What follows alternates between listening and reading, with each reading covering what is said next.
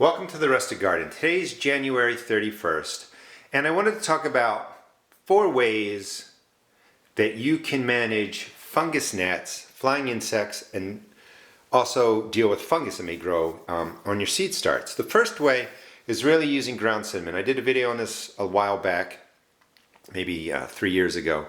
Cinnamon has antifungal properties, and if you put it on the top of your seed starts before the seeds germinate, it will create a nice antifungal barrier which really deters the growth of fungus. And what do fungus gnats eat? Fungus. So this is a great way to deal with the food supply of fungus gnats. It also helps with damping off disease. That's the cotton-like growth that grows on the stems of your newly germinated seed starts, and it kills off the plants. And all you really have to do, I did it here, I think you get it, but just sprinkle a good amount of cinnamon right across the top. That creates a nice barrier that helps prevent fungus from growing. And here's what it looks like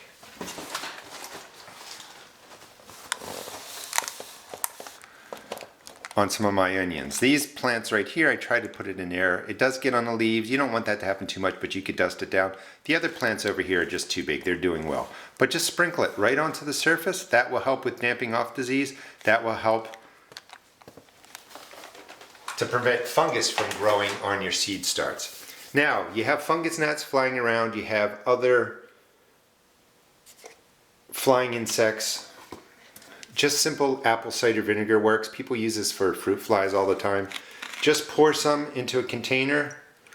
The apple, the sweetness will attract the fungus gnats. It will attract flying insects. They will land on here. They will die. So this is one method to kill the adults. So one of the things you can do is, prevent the fungus from growing, and then also kill the adults that lay the eggs. I've been using neem oil. I've already done a video on that, so you can go ahead and look it up, but it's 2 teaspoons of neem oil, half a teaspoon of Dawn dishwashing detergent. You can use any soap, but this is what I have, so I just wanted to make a note that I'm using half. So I spray this once a week on top of my plants, on the starting mix before the plants even germinated, and then I also spray, let's see, right under here, because the fungus gnats will crawl around once a week, and it's been working. I don't have fungus gnats. These have been growing 2 weeks to 2.5 weeks. The other thing that I noticed, and if you check out my older videos, let's see how much you can see, there is no algae or fungus growing on any of these seed starts, and it's been at least, today's the 31st, I started some things, I started these actually on the 18th, so it's been 13 days.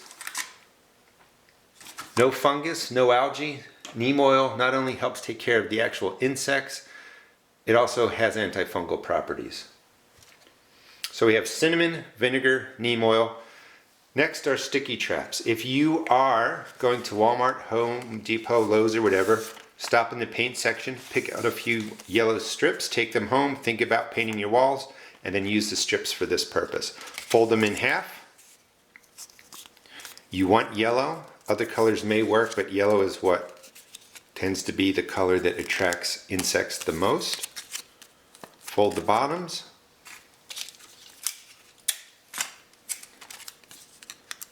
A piece of tape, and now you have the form for a sticky trap.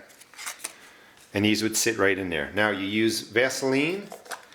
The insects will stick to that. They're not going to be able to pull off. The wings will stick to it. Here's one that I already made. If you can't get the paint strips, just go to the school supply section of wherever store you have near you. Get a file folder, make sure it's yellow, and do the same thing. Cut out a strip, form that, put Vaseline on there. So all you would do is take a nice amount of Vaseline,